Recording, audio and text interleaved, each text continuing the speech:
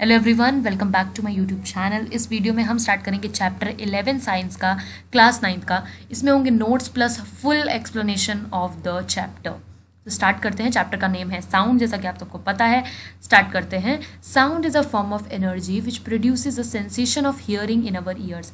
Sound एक form of energy है, ठीक है। सबसे पहले तो यही क्वेश्चन आता है कि साउंड एनर्जी है कि नहीं है। तो साउंड एक एनर्जी है जो कि हमारे ईयर्स हैं उनमें एक सेंसेशन पैदा करती है जिसकी वजह से हम सुन पाते हैं। ओके, एंड जब मुंह से बोलते हैं तो कुछ वाइब्रेशन, कुछ वेव्स निकलती हैं। Vibration a kind of rapid to and fro motion of an object. Vibration basically क्या होता है? एक to and fro motion object का, ठीक है, कि जब ऑब्जेक्ट आगे पीछे आगे, कोई भी एक पार्टिकल है, जैसे हमें तो नहीं दिखता लेकिन साउंड जो होता है उसमें छोटे छोटे पार्टिकल्स होते हैं, वो क्या करते हैं, ऐसे वाइब्रेट करते हैं आगे देन पीछे, जिसकी वजह से वाइब्रेशन पैदा होती है जो आप अपने मुंह से बोलते हो। ठीक है, अभी आपको नहीं समझ आ रहा होगा लेकिन कुछ एयर के पार्टिकल है उसके बीच में जो आप बोल रहे हो, तो वो एयर के पार्टिकल क्या कर रहे हैं, आपस में टकरा रहे हैं। The sound of the human voice is produce due to the vibration in the vocal cord. एक देखो, सबसे पहली चीज़ है कि हम बोल रहे हैं अपने मुंह से, लेकिन आवाज़, ठीक है, और कोई सुन रहा है अपने कान से।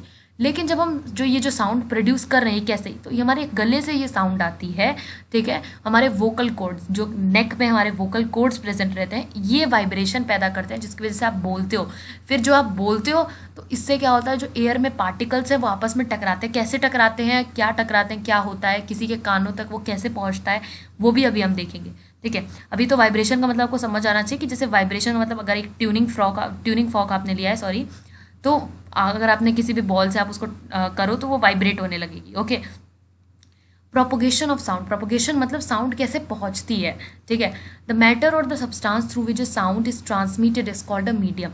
किसी भी मैटर या सब्सटेंस के हेल्प से, ठीक है, चाहे वो हवा में हो चाहे वो पानी में हो, जैसे आपने देखा होगा लोग पानी में भी बोलते हैं, ठीक है, सॉलिड में भी जो आवाज़ होती है, ठीक है, वो कैसे पहुंचती है, तो वो जिस थ्रू, मीडियम के थ्रू पहुंचती है, यानी उसको मीडियम ही कहते हैं। किसी भी सब्सटेंस या किसी भी मैटर के थ्रू जब पहुंचती है साउंड, ट्रांसमिट होती है, तो उसको मीडियम कहा जाता है। मीडियम सॉलिड भी हो सकता है, लिक्विड भी हो सकता है, गैस भी हो सकता है। Sound move from the point of generation to the listener. मतलब पॉइंट ऑफ जनरेशन यानी जिसने उस साउंड को जनरेट किया है, और जो वो सुन रहा है वहाँ से वहाँ तक वो साउंड पहुँचती है। A particle of the medium in contact. अब आपको ये नहीं देखना है कि इस चैप्टर के नोट्स बहुत ज़्यादा बड़े, ये चैप्टर बहुत ज़्यादा बड़ा है, और कुछ चैप्टर्स होते हैं, जैसा कि मैंने आपको पहले ही बता रखा है, कि होते तो बहुत बड़े हैं लेकिन उसमें बहुत बकवास लिखा होता है। मतलब एक ही चीज़, एक लाइन जस्ट समझाने के लिए, जैसे फोर्स की डेफिनेशन समझाने के लिए आपको हज़ारों एक्टिविटी दी रहती हैं, लेकिन इस चैप्टर में ऐसा नहीं है। इस चैप्टर में हर एक चीज़ बहुत नई है और हर एक चीज़ इंपॉर्टेंट है। ऐसा नहीं कि बहुत सारी एक्टिविटीज़ दे दी एक ही चीज़ समझाने के लिए, इसमें हर एक चीज़ नहीं है, इसलिए आपको इसके नोट्स थोड़े से बड़े लगेंगे। बट हाँ, अगर आप पूरा चैप्टर देखोगे उसके कंपैरिजन में बहुत एक्सप्लेन कर रखे हैं बहुत अच्छे से, point two point. A particle of the medium in contact with the vibrating object is first displayed from its equilibrium position. Equilibrium position क्या है कि मान लो अभी सब लोग शांत हैं, तो जो एयर में जो पार्टिकल है वो अपनी इक्विलिब्रियम पोजिशन में, यानी वो अपनी अच्छी, इक्विलिब्रियम किसे कहते हैं, स्टेबल पोजिशन में, ठीक है। लेकिन जैसे ही आपने बोलना शुरू किया तो पार्टिकल्स एक दूसरे के कांटेक्ट में आते हैं, वाइब्रेट करना शुरू करते हैं। वाइब्रेट से वो डिस्प्लेस करना, मतलब एक पार्टिकल जो अपनी जगह पे था वो वाइब्रेट करेगा, और वाइब्रेट करने की वजह से वो दूसरे पार्टिकल को धक्का दे देगा, ठीक है। फिर वो अगला वाला भी वाइब्रेट करेगा, फिर वो अगला वाला अगला, ऐसे करके पूरे जो मीडियम, जिस भी मीडियम में आप बात करो, लिक्विड, गैस, सॉलिड, वो सारे पार्टिकल्स वाइब्रेट होने शुरू हो जाते हैं और अपनी पोजीशन से डिस्प्लेस मूव करने लग जाते हैं। It then exert a force on the adjacent particle. जैसा कि मैंने आपको बताया, वाइब्रेट करेगा तो दूसरे पार्टिकल पे फोर्स तो डालेगा ही, as a result of which adjacent particle get displace from its position of rest. ये आप चाहो तो नहीं भी लिख सकते हो, लेकिन कुछ जो है बच्चे, उनके स्कूल में ऐसे क्वेश्चन आता है पूरा एक्सप्लेन करो कैसे होता है। तो अब क्या हुआ, दूसरे पार्टिकल को धक्का दिया, एक पार्टिकल है, फिर दूसरा पार्टिकल है, फिर तीसरा पार्टिकल है, ऐसे ही बहुत सारे मीडियम में पार्टिकल्स होते हैं, ठीक है। तो एक पार्टिकल वाइब्रेट करना शुरू हुआ, उसने फोर्स जनरेट किया, दूसरे पार्टिकल को धक्का दिया, फिर जो उसके एडजेसेंट पार्टिकल है, उसके जो पास वाला पार्टिकल है, वो अपने रेस्ट में था, वो अपने पोजिशन से डिस्प्लेस हुआ। After displacing the adjacent particle the first particle come back to it. और दूसरे पार्टिकल को धक्का देने के बाद, यानी अपनी एनर्जी दूसरे पार्टिकल को देने के बाद, जो है पहला वाला अपने पोजिशन पे आ गया। This process continues in the medium till the sound reaches. और ये प्रोसेस चलता रहता है, चलता रहता है, जब तक कि जिसको भी सुनना है, ठीक है, उस मीडियम में कोई और इंसान है, उसके कान तक जब तक ये आवाज़ नहीं पहुंच जाती इस मीडियम के थ्रू, तब तक ये प्रोसेस चलता रहेगा। कुछ इस तरीके से होता है। इसमें जो छोटे छोटे चीज़ें आपको दिख रही हैं वो पार्टिकल है, ठीक है। अभी यहाँ पे आपको दिख रहा है vibration object creating a series of compression and the rarefaction. Compression ये वाला एरिया है जहाँ C लिखा हुआ है, रेरिफ्रैक्शन ये वाला एरिया है जहाँ R लिखा हुआ है, फिर यहाँ पे C लिखा हुआ है, फिर यहाँ पे R लिखा हुआ है। आप समझ ही पा रहे हो कि यहाँ कंप्रेशन क्यों लिखा है। यहाँ पे पार्टिकल्स क्या हुआ, बहुत जल्दी जल्दी वाइब्रेट करने शुरू हुए। अब जैसा कि मैंने आपको समझाया कि मतलब मैंने आपको इसलिए समझाया कि एक ही पार्टिकल वाइब्रेट, लेकिन अभी मेरे मुंह के पास, जैसे ये मेरा माउथ समझ लो, मेरे माउथ के पास इतने सारे पार्टिकल्स हैं, ठीक है, ये एक साथ सारे वाइब्रेट करना शुरू करेंगे। तो ये सारे वाइब्रेट करना शुरू, अब सारे वाइब्रेट करेंगे तो सब इधर उधर हिलेंगे, तो एक कंप्रेशन मतलब एक भीड़ सी जगह सी एरिया जैसा बन जाएगा। फिर ये सब क्या करेंगे, ये जो रेस्ट में है ना, रेरिफ्रैक्शन यानी जिनका एरिया बहुत ही अच्छे से है, एकदम आराम से खुले खुले, इनमें अपनी एनर्जी ट्रांसफर करेंगे। फिर ये सारे कंप्रेस करेंगे, फिर देन बाकी रेस्ट करेंगे, फिर कंप्रेस करेंगे। इस तरीके से ये प्रोसेस चलता रहेगा चलता रहेगा चलता रहेगा, एंड फिर जो भी बंदा है उसके कान में ये आवाज़ पहुंचेगी। A wave is disturbance that moves through a medium when a particle set neighboring particles into motion। जो चीज़ मैंने आपको बताया कि एक पार्टिकल दूसरे पार्टिकल को एक मीडियम में कैसे उनका चलता रहता है, डिस्प्लेस वगैरह, ये इसी को हम वेव कहते हैं। ये एक डिस्टर्बेंस है, ये यहाँ पे क्या क्रिएट हो रहा है, एक डिस्टर्बेंस क्रिएट हो रहा है। इसी को हम वेव के फॉर्म में रिप्रेजेंट कर देते हैं, ठीक है। कि अगर आवाज़, जैसे आपने देखा होगा कि आवाज़ बहुत ज़्यादा है तो वेव के फॉर्म में उसको ऐसे ऐसे रिप्रेजेंट किया जाता है। अगर आवाज़ बहुत कम है तो उसको ऐसे छोटे छोटे वेव्स के थ्रू रिप्रेजेंट किया जाता है। हम बार बार ये सारे छोटे छोटे पार्टिकल्स के ऐसे बना नहीं सकते ना। तो वेव एक डिस्टर्बेंस होती है जो दिखाती है कि पार्टिकल कैसे मूव कर रहे हैं अपने पोजिशन से। These particles move forward due to the disturbance, और ये पार्टिकल डिस्टर्बेंस की वजह से ही मूव होते हैं। अगर मैं बोल रही हूँ तो यानी मेरे जो है पास के माउथ के पास वाले जो एयर के पार्टिकल्स हैं वो डिस्टर्ब होंगे, एंड देन फिर वो आगे कंटिन्यू चलता रहेगा process. Sound waves are characterized by the motion of the particles in the medium and are called the mechanical waves. अब ये बात आपको यहाँ पे ध्यान से रखनी कि साउंड को हम मैकेनिकल वेव कहते हैं, ठीक है। कि ये जिस मोशन में ट्रैवल करती हैं, जिस मीडियम में ट्रैवल करती हैं, इसीलिए इनको मैकेनिकल वेव्स कहा जाता है, साउंड वेव्स को।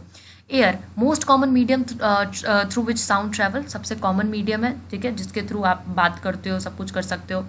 When a vibrating object moves forward it pushes and compresses the air in front of it creating a region of a high pressure. बस यहाँ पे ये कुछ नहीं लिखी है, कंप्रेशन की डेफिनेशन लिखी है कि क्या होती है।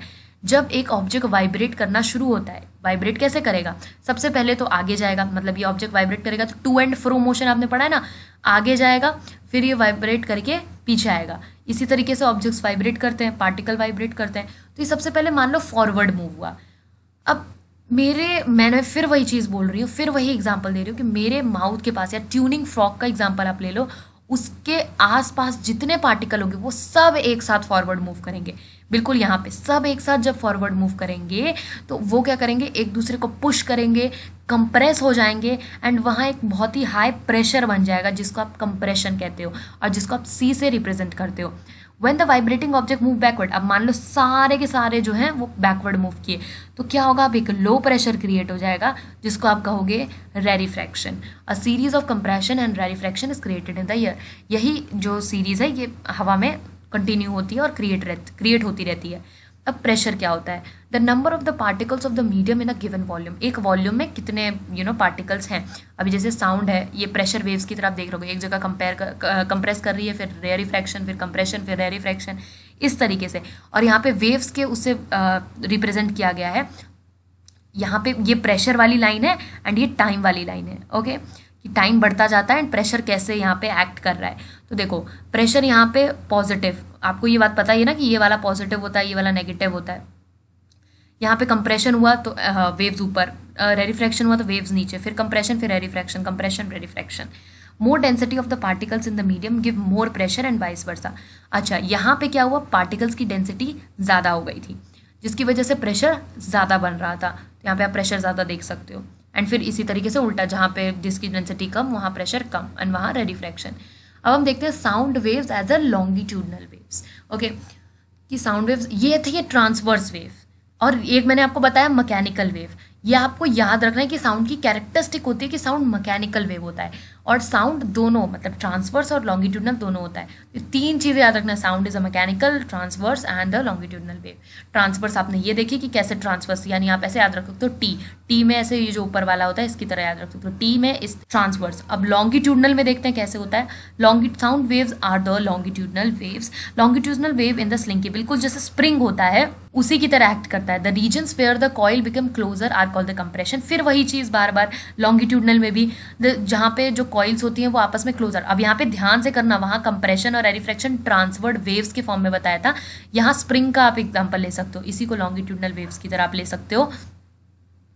यहाँ पे जब कॉइल्स क्लोजर आ जा रही हैं यानी इधर, तो इसको हम कंप्रेशन कहेंगे, जब कॉइल्स दूर हो जा रही हैं तो इसको रेरिफ्रैक्शन कहेंगे। And the region where the coils are further apart, these are called the rarefaction. These waves are called the longitudinal waves. इसी waves को हम longitudinal waves कहते हैं.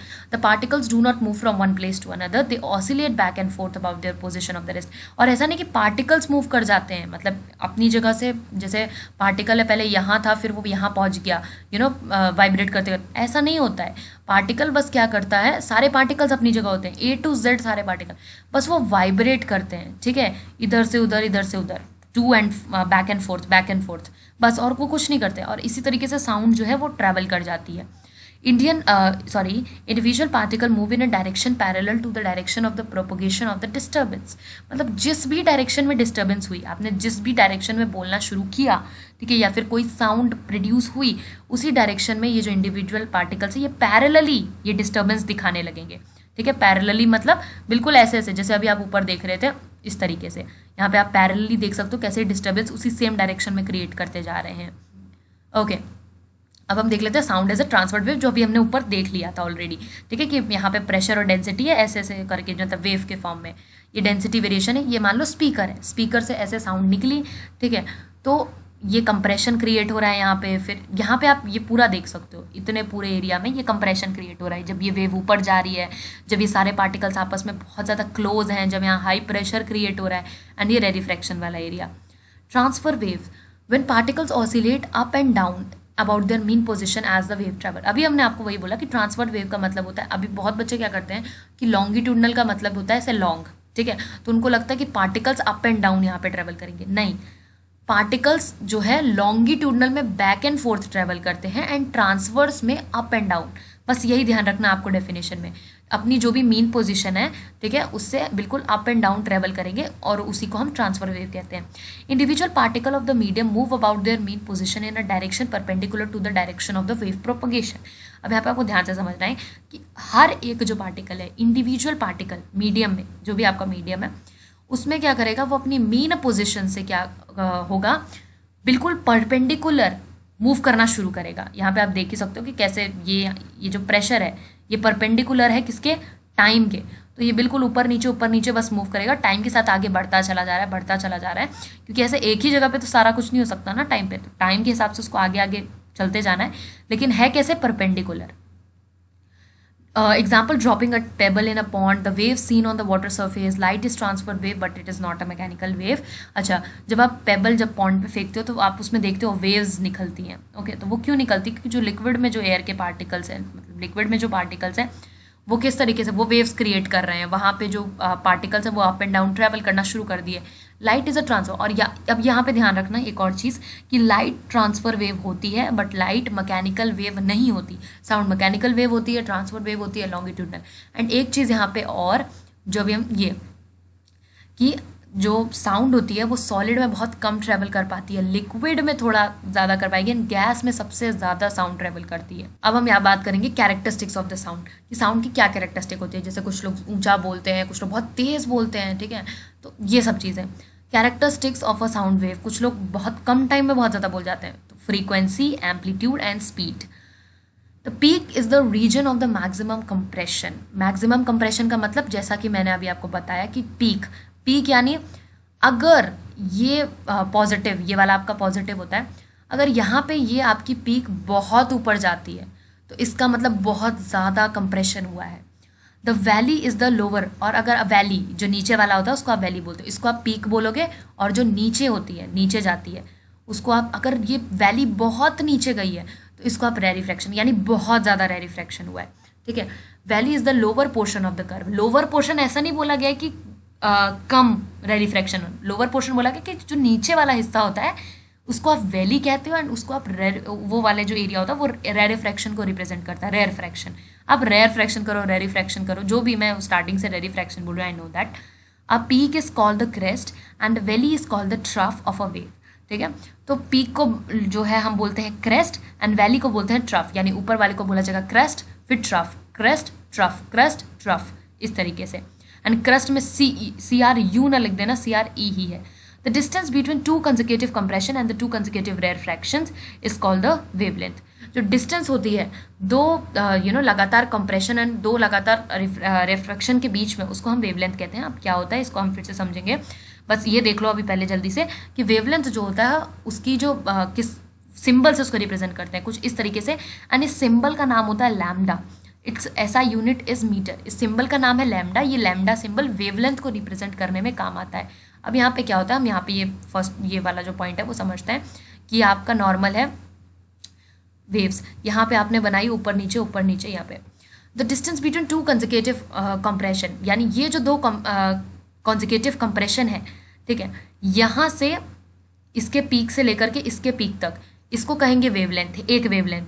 फिर ये वाले जो वैली है, यानी ये वाला जो ट्रफ है और ये वाला, इसके बीच में जो डिस्टेंस रहेगा इसको हम कहेंगे इसको भी हम कहेंगे वेवलेंथ। इन नीचे के लिए ये वेवलेंथ हो गया, ऊपर के लिए ये दोनों के पीक के ऊपर जो है वो वेवलेंथ हो गया, यानी peak to peak and valley to valley, या फिर कहो crest to crest and trough to trough. The change in the density from the maximum value to the minimum value, then again to the maximum value makes one complete oscillation. Oscillation. अब यहाँ पे क्या होता है, जो density की changing आती है, देखो पहले मैक्सिमम वैल्यू, फिर मिनिमम वैल्यू, फिर से मैक्सिमम वैल्यू, तो यहाँ से यहाँ तक ये जो हुआ, ये आपका क्या हुआ, एक कंप्लीट ऑसिलेशन। ये ऑसिलेशन का आप डेफिनेशन भी लिख सकते हो। अच्छा, the number of such oscillations पर unit time is the frequency of the sound wave. और इसी को हम फ्रीक्वेंसी कहते हैं कि इतने से टाइम में कितनी बार। अब जैसे क्या होता है कि मान लो ये यहाँ से लेकर के यहाँ तक क्या हुआ, 1 सेकेंड हुआ, एंड मैं फिर से यही बनाती हूँ, और किसी ने इतना स्पीड में बोला, इतने सारे जो है ऑसिलेशन हो गए। अभी तो ये वहाँ तक पहुँचा भी नहीं है, कुछ इस तरह की। मैंने बहुत ख़राब बनाया है नो, बट आप यहाँ पे समझ सकते हो कि इतने ही टाइम में, एक ही सेकंड में इसके कितने ज़्यादा जो है वेवलेंथ यहाँ पे आप देख सकते हो, ठीक है। और फ्रीक्वेंसी का एक सिंबल भी होता है, फ्रीक्वेंसी सिंबल तो होता है, फ्रीक्वेंसी का एक फॉर्मूला होता है, फ्रीक्वेंसी इज इक्वल्स टू 1/वेवलेंथ, ठीक है। तो वो सब अभी हम बाद में देखेंगे, बस आपको इतना देखना कि कितने ऑसिलेशन पर यूनिट टाइम पे कर दिए हैं, ठीक है। जैसे इसने कम किया तो इसकी फ्रीक्वेंसी कम है, इसने ज़्यादा किया इसकी फ्रीक्वेंसी ज़्यादा है। रिप्रेजेंटेड बाय न्यू, इसको न्यू से, इस सिंबल का नाम है न्यू, एंड ये यूज किया जाता है फ्रीक्वेंसी के सिंबल के लिए। इसकी ऐसा यूनिट होती है hertz, okay. The time taken by the two consecutive compression और the rarefaction to cross a fixed point is called the time period of the wave. जो टाइम लेते हैं हम दो कंसेक्यूटिव कंप्रेशन रेयरफ्रैक्शन को क्रॉस करने के लिए, एक फिक्स्ड पॉइंट तक, मान लो यहाँ पॉइंट ले लिया, इसको हम कहते हैं टाइम पीरियड, ठीक है। यहाँ पे अब मैंने वही पहला वाला एग्जांपल दिया कि ये है लो पिच के लिए। लो पिच यानी पिच यहाँ पे आपको कम दिख रही है, मतलब जिसकी आवाज़ धीमे होती है, ठीक है। और ये हाई पिच के लिए, कि आवाज़ के वेव्स की पीक देख के या पीक और ट्रफ देख के बता सकते हो कि कितनी हाई पिच साउंड है। तो यहाँ से यहाँ तक इतना टाइम पीरियड, मतलब यहाँ से वेव शुरू हुई, यहाँ से जो जितने भी कंप्लीट कर लिए, दो कंसेक्यूटिव कंप्रेशन या रेफ्रैक्शन, एक फिक्स्ड पॉइंट है कि इतना, ये पॉइंट अगर ये इतने टाइम में क्रॉस करेगी तो मतलब इतने कंप्रेशन या इतने रिफ्रैक्शन बनेंगे इतने टाइम में, उसको टाइम पीरियड कहते हैं। या फिर time taken for one complete oscillation is called the time period, उसको भी आप टाइम पीरियड कह सकते हो ऑफ द साउंड वेव। यहाँ पे ये थोड़ा छुप गया है, जिसकी यूनिट सेकेंड होती है। यहाँ पे आप देख सकते हो कि ये है फ्रीक्वेंसी, ये फ्रीक्वेंसी का फॉर्मूला है म्यू इज इक्वल्स टू 1/टाइम period. Faster the vibration of the source the higher is the frequency and the higher is the pitch. जितना ज़्यादा पार्टिकल वाइब्रेट करेगा उतनी ज़्यादा उसकी फ्रीक्वेंसी होगी एंड उतनी ज़्यादा उसकी पिच होगी। The magnitude of the maximum disturbance in the medium on the either side of the mean value is called the amplitude of the wave। यानी मैग्नीट्यूड यानी जितना ज़्यादा डिस्टर्बेंस होगा, वही सेम चीज़ कि इधर साइड मतलब दोनों साइड पे, मतलब क्रस्ट पे भी ट्रफ पे भी जितना ज़्यादा डिस्टर्बेंस होगा मीन वैल्यू से, मीन वैल्यू यानी ये जो बीच की लाइन है, ठीक है, इससे जितना ऊपर जितना नीचे, जितना ज़्यादा या जितना कम, ठीक है, उसी को एम्पलीट्यूड कहेंगे। जैसे यहाँ पे क्या है कि इसकी पिच बहुत लो है, तो यानी इसका एम्पलीट्यूड बहुत कम है। एम्पलीट्यूड होता है ये डिस्टेंस जो होता है इसको एम्पलीट्यूड कहते हैं। जो कि अभी आपने पढ़ा भी कि कितना ऊपर है और कितना नीचे है। ये है बहुत सॉफ्ट साउंड जिसकी पिच बहुत कम है, ठीक है, और इसने देख सकते हो कि कितनी कम, इतने ही टाइम पीरियड में सिर्फ इतनी ही वेव्स हो पाई। अभी क्या हो गया कि यहाँ पे आप देख सकते हो एम्पलीट्यूड कितना हाई है, हुई तो यहाँ पे भी उतनी है, मतलब इसकी उतनी ही पिच होगी, उतना ज़्यादा फ्रीक्वेंसी नहीं है क्योंकि उसने भी उतने टाइम पीरियड में इतनी ही वेव्स क्रिएट हो पाई। बट इसकी एम्पलीट्यूड देख सकते हो, इसकी साउंड कितनी तेज़ है, क्योंकि इसका जो यहाँ पे एम्पलीट्यूड है, एम्पलीट्यूड इस डिस्टेंस को कहते हैं मीन वैल्यू से, जो भी आपका क्रस्ट है और ट्रफ है, ये कितनी ज़्यादा है, इसलिए इसकी आवाज़ भी बहुत ज़्यादा तेज़ है। तो जिसकी ज़्यादा एम्पलीट्यूड होती है उसकी साउंड बहुत लाउडर होती है। अच्छा, लाउडनेस, सॉफ्टनेस, ये जो साउंड होती है ये एम्पलीट्यूड ही डिटरमाइन करता है। Amplitude of the sound wave depends upon the force with the which of an object is made to vibrate. जो साउंड, जो एम्पलीट्यूड होता है साउंड वेव का, वो डिपेंड करता है कि कितने फोर्स के साथ आपने उस ऑब्जेक्ट को वाइब्रेट करवाया है। Louder sound can travel a larger distance as it is associated with higher energy. अब जैसे मैं बहुत तेज से बोल रही हूँ, ठीक है, या मैं किसी चीज़ को, किसी मेटल को किसी दूसरे मेटल पे बहुत तेज से उसको बजा रही हूँ, बहुत तेज़ आवाज़ आएगी क्योंकि मैंने बहुत ज़्यादा एनर्जी यूज़ की है। तो आपको पता ही है कि साउंड एनर्जी से एसोसिएटेड है, तो जितनी तेज़ आवाज़ मतलब उतनी ज़्यादा डिस्टेंस, उतनी दूर तक आवाज़ आएगी। A sound of the single frequency is called a tone. मतलब एक सिंपल फ्रीक्वेंसी में, मतलब ऐसा तो नहीं कि ना कि कोई इंसान चीख चीख के ही बात करता है, ठीक है, वो उसकी टोन नहीं हो सकती। जो वो नॉर्मल एक सिंगल फ्रीक्वेंसी में बात करता है कि हाँ भाई हमने इसकी वेव्स बना के देखी कि ये इतने टाइम में कम से कम इतनी वेव तो बना ही लेता है, मतलब इतनी फ्रीक्वेंसी तो है, इतनी ही है, मतलब कि एवरेज लेके जो चलते हैं हम कि इतनी सिंगल फ्रीक्वेंसी, तो यही इसकी टोन है। The sound which is produce due to the mixture of the several frequency is called a note and is pleasant to listen to.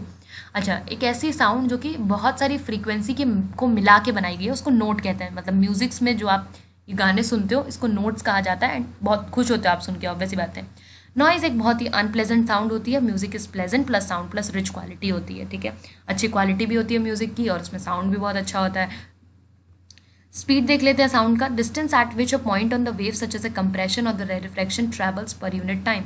Speed का मतलब होता है कि क्या डिस्टेंस, मतलब इतने डिस्टेंस तक, फिर वही चीज़ यहाँ पे ये है कि इतने डिस्टेंस तक कितने स्पीड से, मतलब कितनी ज़्यादा कैसे वेव्स ट्रैवल की हैं, कितना ज़्यादा कंप्रेशन रिफ्रैक्शन किया है इतने पर यूनिट टाइम में। स्पीड का फॉर्मूला होता है डिस्टेंस अपॉन टाइम। तो यहाँ पे जो आपका डिस्टेंस है वो आपकी क्या है, वेवलेंथ, ठीक है। आपकी डिस्टेंस कैसे नापते हो, वेवलेंथ से ही तो नापते हो, तो यहाँ पे वेवलेंथ अपॉन टाइम ये आपकी स्पीड है। वेवलेंथ इज द वेव, यहाँ पे lambda is the wavelength of the sound wave. It is the distance travel by the sound wave in one time period of the wave. Wavelength होता है कि जो distance travel किया है sound ने in one time period, मतलब इतने time में। तो स्पीड क्या होती है, वेवलेंथ इनटू फ्रीक्वेंसी। यहाँ पे आपको दो फॉर्मूला स्पीड के याद रखना है, एंड प्लीज इसको याद रखना।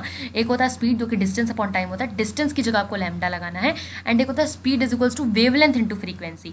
एंड जस्ट फॉर्मूला में कुछ कंफ्यूज नहीं करते, लेकिन कभी कभी आप फ्रीक्वेंसी की जगह 1/टी भी याद रखना कि यूज होता है, क्योंकि टीचर्स क्या करेंगे, बोलेंगे स्पीड निकालो, वेवलेंथ दे देंगे और टाइम पीरियड दे देंगे, और 1/टाइम पीरियड करके आप फ्रीक्वेंसी निकाल लेना, फिर वेवलेंथ इंटू फ्रीक्वेंसी कर देना, स्पीड आ जाएगी।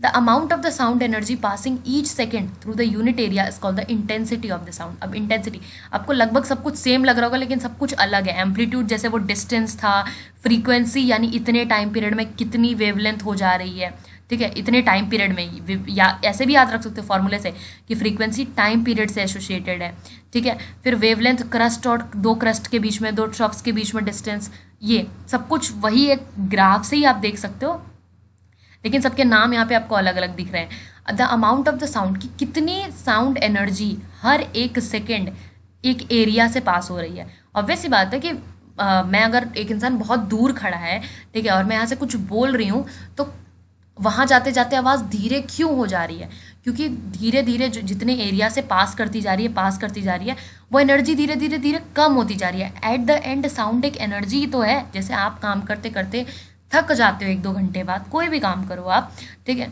तो वैसे ही जो अमाउंट ऑफ साउंड एनर्जी है हर सेकंड जब वो पास करती है एक कितने एरिया से, ठीक है, तो उसको इंटेंसिटी कहते हैं साउंड की। Loudness is measure of the response of the year. जैसे लाउडनेस जो आप चिल्लाते हो यहाँ से, ठीक है, कि इंटेंसिटी बहुत लो है साउंड की, ठीक है, थोड़ा और तेज, इस तरीके से। Sound propagates through a medium at a finite speed. Speed of a light travel faster than the speed of the sound.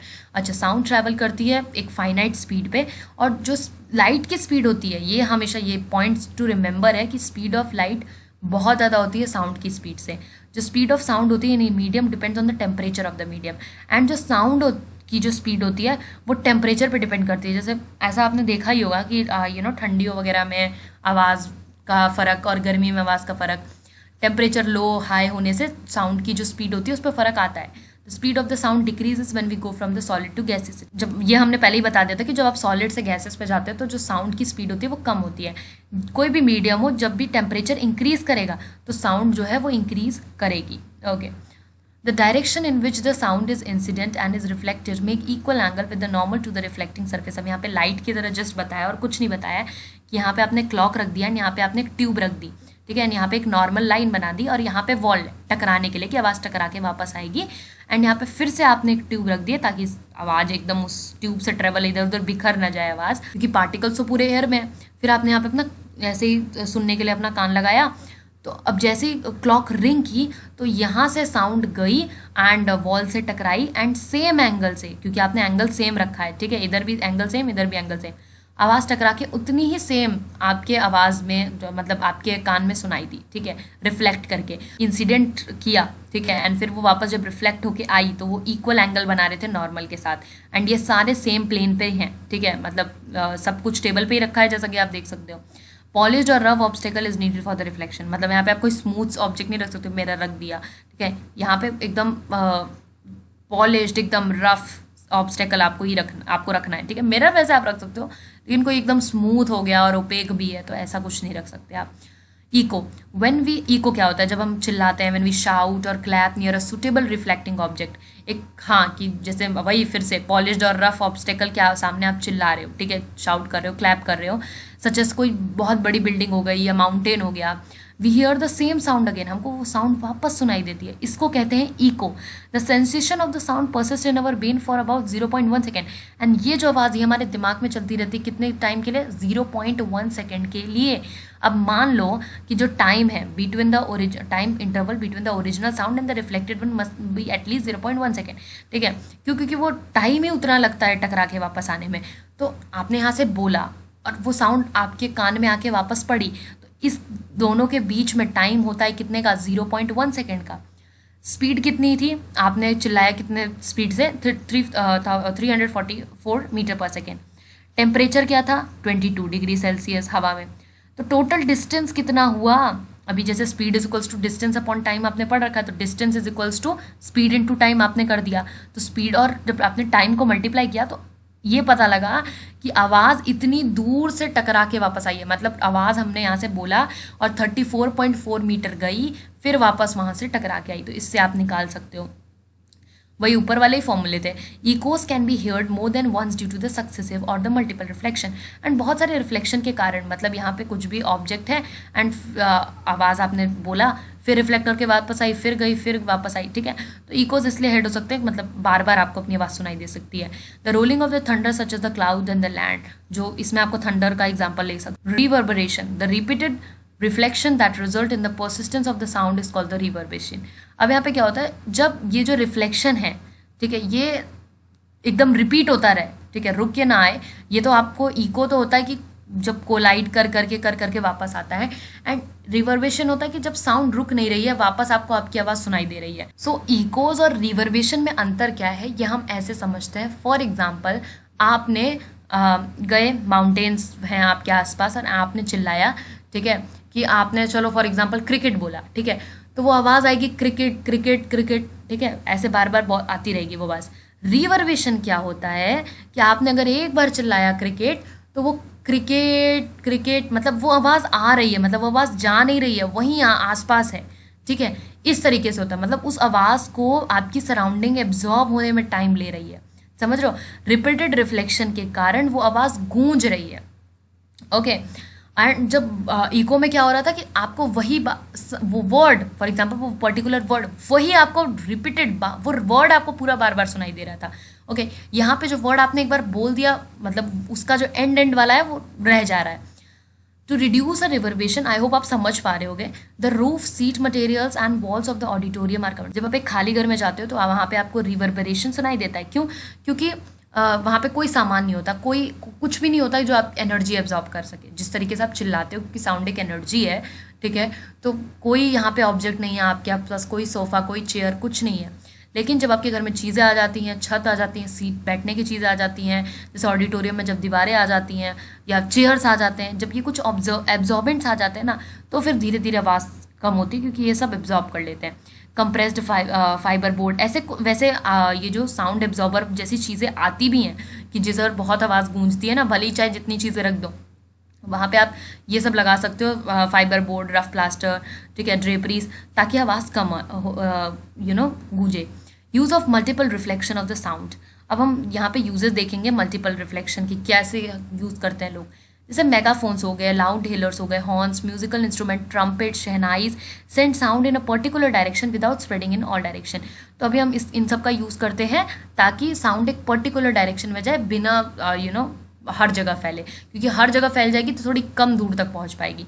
There is a tube followed by the conical opening reflect the sound. एक tube होती है जो कि इसका कोन जैसा होता है, opening रहती है, जो कि साउंड को रिफ्लेक्ट करवाने में हेल्प करती है। Okay, stethoscope, medical instrument used for the listening to the sound produced within the body, mainly in the heart or the lungs. Sound of the patient's heartbeat reaches the doctor ears by multiple reflection of the sound. Stethoscope में क्या होता है कि आप अपने कान में एक हिस्सा लगा के, एक हिस्सा चेस्ट पे रख के पेशेंट की बॉडी पे आप आवाज़ सुनते हो, उसके हार्ट बीट या उसके लंग्स वगैरह, जो भी उसके मतलब हार्ट बीट्स भी सुनते हो, लंग्स की सुनते हो आवाज़। क्यों? क्योंकि इसमें क्या होता है कि जो आप डॉक्टर के ईयर्स तक जो हार्ट बीट की साउंड है वो रिफ्लेक्शन के थ्रू पहुंचती है, कुछ इस तरीके से। वो जो ट्यूब होती है उसमें साउंड इस तरीके से रिफ्लेक्ट कर करके पहुंचती है। The ceiling of the concert halls, conference halls and cinema halls are curved so that sound after reflection reaches all corner of the hall. मतलब जिस भी आपने सिनेमा हॉल्स वगैरह देखे होंगे या कॉन्सर्ट देखे होंगे, उनका ऐसे ऊपर की कर्व रहता है। क्यों? ताकि जो आवाज़ है, जैसे ये सोर्स ऑफ साउंड है, मतलब यहाँ कोई बंदा खड़ा होकर बोल रहा है, तो ये जो आवाज़ है ये टकरा के हर डायरेक्शन में पहुँचे, ऐसा नहीं है कि सिर्फ एक ही डायरेक्शन में पहुँच रही है। अच्छा, audible range of sound for human beings extend from about 20 hertz to 20,000 hertz. एक ऑडिबल क्या होती है, मतलब ह्यूमन बींग कितना तक सुन सकता है, मतलब एक होता है ना कि इतना मत चिल्लाओ बहरा हो जाऊंगा, तो 20 हर्ट्ज से लेकर के 20,000 हर्ट्ज तक ही ह्यूमन बींग के ईयर की कैपेसिटी होती है। एक हर्ट्ज जो होता है मतलब एक साइकिल। चिल्ड्रंस जो कि 5 साल से कम के होते हैं, और जो कुछ एनिमल्स होते हैं जैसे डॉग, वो 25 किलो हर्ट्ज तक की सुन सकते हैं। मतलब 1 किलो हर्ट्ज में देखो 1000 होती है, ठीक है। मतलब आप 20,000 हर्ट्ज भी नहीं सुन पा रहे, लेकिन जो चिल्ड्रंस 5 एज वगैरह के कम होते हैं वो 25 किलो हर्ट्ज तक की जो ये रेंज है साउंड, ये सुन लेते हैं। Sound of frequency below 20 hertz. अभी आपने देखा था कि फ्रीक्वेंसी की यूनिट होती है हर्ट्ज, ठीक है, तो कंफ्यूज मत होना। जो साउंड्स 20 हर्ट्ज के कम होती हैं उनको कहते हैं इंफ्रासोनिक या फिर इंफ्रासाउंड। ओके, जो 20 हर्ट्ज के नीचे हुई, यानी हम नहीं सुन पाते। Rhinoceros communicate using infrasound of the frequency as low as 5 hertz. जो राइनासोर्स होते हैं वो कम्युनिकेट करते हैं इंफ्रासाउंड की फ्रीक्वेंसी का इस्तेमाल करके। क्यों? क्योंकि वो 20,000 हर्ट्ज की फ्रीक्वेंसी से भी कम फ्रीक्वेंसी के साथ बात करते हैं। जो वेल्स और एलिफेंट्स होते हैं वो साउंड प्रोड्यूस करती हैं बिल्कुल इंफ्रासाउंड, मतलब 20 हर्ट्ज से कम, जो कि ह्यूमंस नहीं सुन पाते। ये कर्व सीलिंग का यहाँ पे एग्जाम्पल है कि कैसे साउंड टकरा के सब तक पहुँच पाता है। अर्थक्वेक जो होते हैं वो बहुत लो फ्रीक्वेंसी के, मतलब इंफ्रासाउंड प्रोड्यूस करते हैं, यानी 20 हर्ट्ज से कम, जो कि ह्यूमंस नहीं सुन पाते, ठीक है। लेकिन ये जितने भी एनिमल्स हैं, इन पॉसिबिलिटी है कि ये सब सुन पाते हैं, ये पहले ही अलर्ट हो जाते हैं अर्थक्वेक वगैरह से। Frequency higher than 20 kilo hertz are called the ultrasonic. अच्छा, वो फ्रीक्वेंसी जो 20 किलो हर्ट्ज, एक था 20 हर्ट्ज, एक था 20 किलो हर्ट्ज, यानी 20,000। देखो हम लोग क्या है कि 20 हर्ट्ज से नीचे कौन कौन बोलता है, राइनासोर, वेल्स, एलिफेंट, और 20,000 हर्ट्ज से, यानी 20 किलो, किलो का मतलब वही हो गया 1000, 20,000 हर्ट्ज से जो ऊपर की फ्रीक्वेंसी होती है उनको अल्ट्रासोनिक या फिर अल्ट्रासाउंड बोलते हैं। ये डॉल्फिन, बैट्स और पोर्पोइजेस, ये सब एनिमल्स जो होते हैं ये साउंड प्रोड्यूस करते हैं इतनी ज़्यादा। The sound can be heard by the moths and rats. और ये साउंड सुन कौन सकता है? मॉथ्स और रैट्स ये साउंड सुन सकते हैं। एप्लीकेशन ऑफ द अल्ट्रासाउंड, ये लास्ट टॉपिक है, मैं बता दूं, ठीक है, एंड इसी में सबसे ज़्यादा है, ठीक है, आपको लिखा हुआ इसी में सबसे ज़्यादा दिखेगा, लेकिन एप्लीकेशंस लर्न करने में बहुत आसान होते हैं कि अल्ट्रासाउंड इतनी तेज आवाज़ सुनता कौन है और क्या यूज़ है, हम भी कैसे यूज़ कर सकते हैं ह्यूमंस इसको। Use to clean the parts located in hard to reach places, for example spiral tube, odd shape tubes, electronic. अब आप सोच भी नहीं सकते हो इन सब साउंड्स का, अल्ट्रासाउंड्स का, हम उन जगहों को साफ करने की कोशिश करते हैं, spiral tubes, old shape part, जो इलेक्ट्रॉनिक कंपोनेंट्स होते हैं। आप सोच रहे हो कि उनको कैसे साफ करा जा सकता था, ठीक है, मतलब इतनी बड़े बड़े मशीनों में ऐसे इलेक्ट्रॉनिक कंपोनेंट्स यूज होते हैं। तो ये जो हार्ड टू रीच प्लेसेस होती है ना, इनको इन साउंड की वेव्स के थ्रू साफ किया जाता है। Objects are placed in the cleaning solution and these waves are sent in to the solution. अब यहाँ पे होता क्या है कि ये जो ऑब्जेक्ट्स हैं इनको हम एक क्लीनिंग सोल्यूशन में डाल देते हैं, ठीक है, एंड फिर वेव्स जो हैं, ये अल्ट्रासाउंड जो वेव्स होती हैं इस सोल्यूशन में हम डालते हैं, ठीक है, पास करवाते हैं। और हाई फ्रीक्वेंसी के कारण जो डस्ट ग्रेज, मतलब आप देख ही सकते हो 20,000 कितनी ज़्यादा फ्रीक्वेंसी होती है, मतलब 20,000 भी नहीं, 20,000 के ऊपर की फ्रीक्वेंसी क्या करती है, डस्ट ग्रीस डर्ट को क्या करती है, एकदम जल्दी से डी अटैच कर देती है। जो भी मेंटल वाला ऑब्जेक्ट हुआ उनसे डी अटैच कर देगी। यूज टू डिटेक्ट, दूसरा यूज है कि use to detect the cracks and flaws in the metal blocks in the construction like building.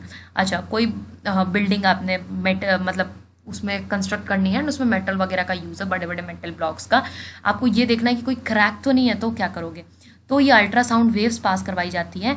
जो वेव्स टकरा के वापस आ गई, ठीक है, waves pass through the metal block and detector are use to detect the transmit waves even if there is a small defect, चाहे छोटा से छोटा डिफेक्ट क्यों ना हो, अगर ultrasound waves get reflected back, वापस आ गए, तो समझ जाओ उसी जगह पे कुछ दिक्कत है, indicating the presence of the flaw और डिफेक्ट, वहीं पे कोई दिक्कत है।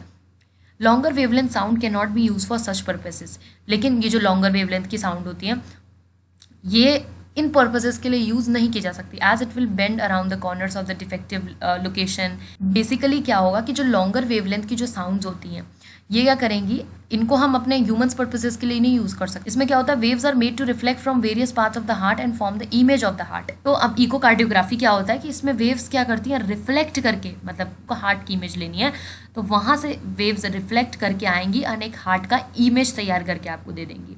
इसको कहते हैं हम इकोकार्डियोग्राफी। अल्ट्रासाउंड जो स्कैनर होता है ये एक इंस्ट्रूमेंट होता है जो कि अल्ट्रासोनिक वेव्स का इस्तेमाल करके आपकी जो ह्यूमन बॉडी की जो इंटरनल ऑर्गन्स है उसकी इमेज आपको निकाल के देता है। It helps the doctor to detect the abnormalities such as stones, मतलब गॉल ब्लैडर में कोई स्टोन नहीं, किडनी में तो कोई स्टोन नहीं, ट्यूमर्स तो नहीं है, ये सब एबनॉर्मलिटीज देखने में मदद करता है डॉक्टर को।